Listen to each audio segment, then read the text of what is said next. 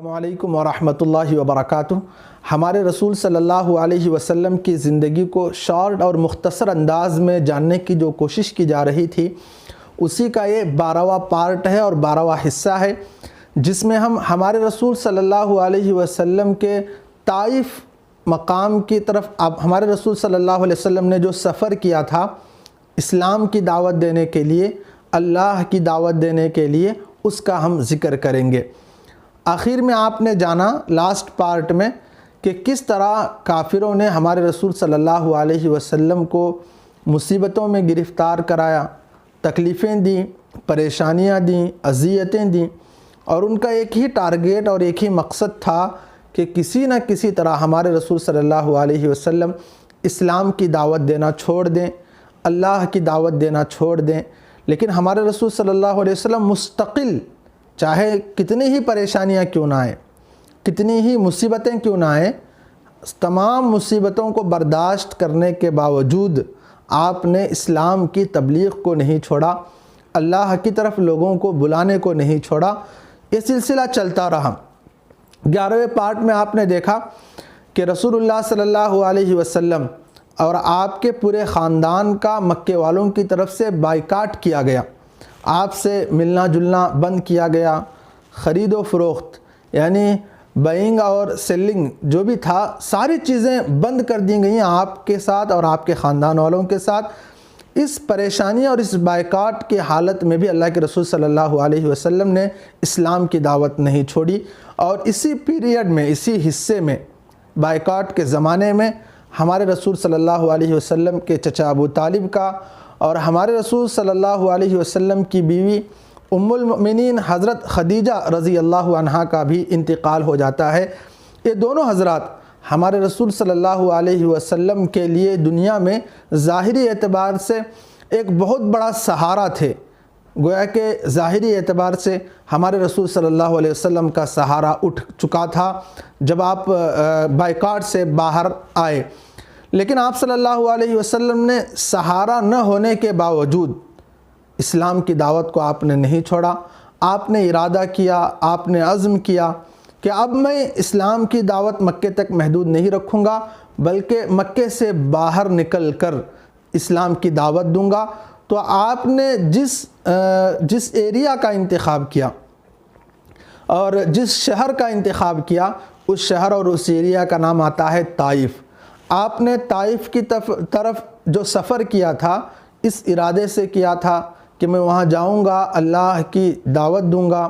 اسلام کی دعوت دوں گا، تو لوگ میری بات کو سن کر شاید اسلام لے آئیں، جس سے اسلام کو، مسلمانوں کو تقویت ملے، قوت ملے، طاقت ملے۔ اس ارادے سے آپ نے طائف کا سفر کیا، لیکن ہوا کچھ اور ہی۔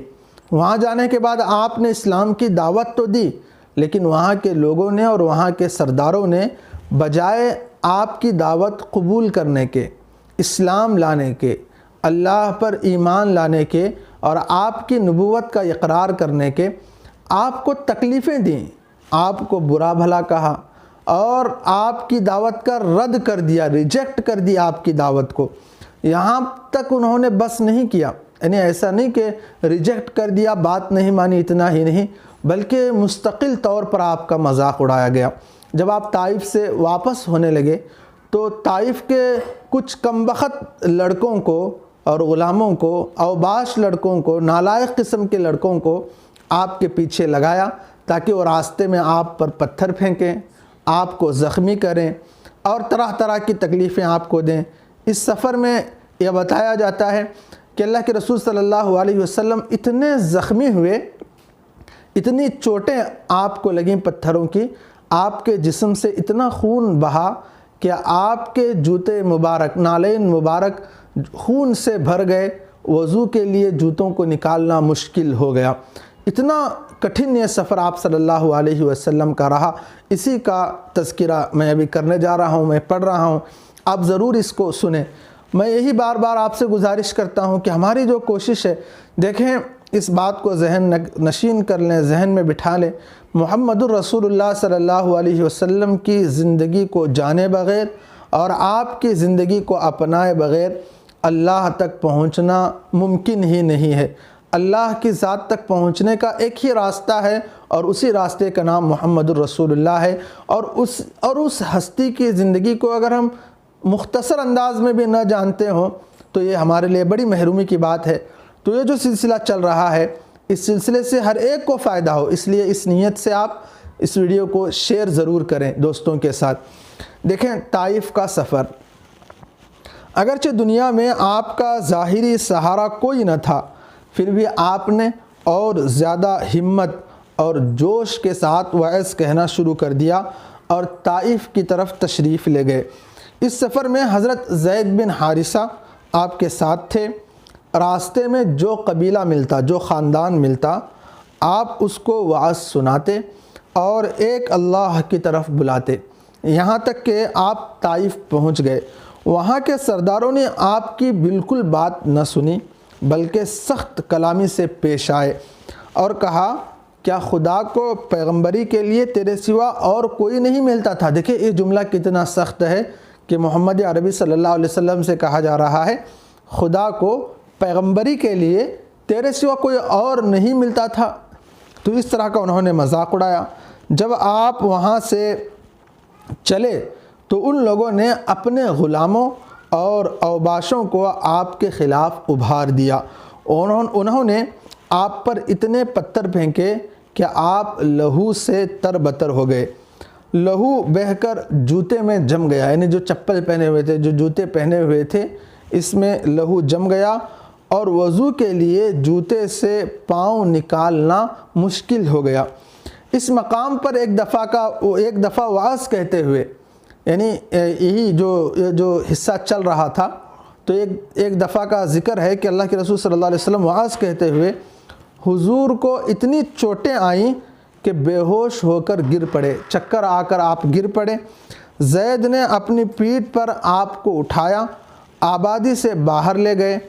پانی کے چھینٹے دیے، تب جا کر آپ کو ہوش آیا۔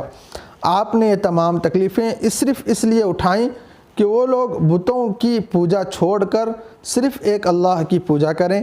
مگر اس وقت ان میں سے ایک شخص بھی مسلمان نہ ہوا۔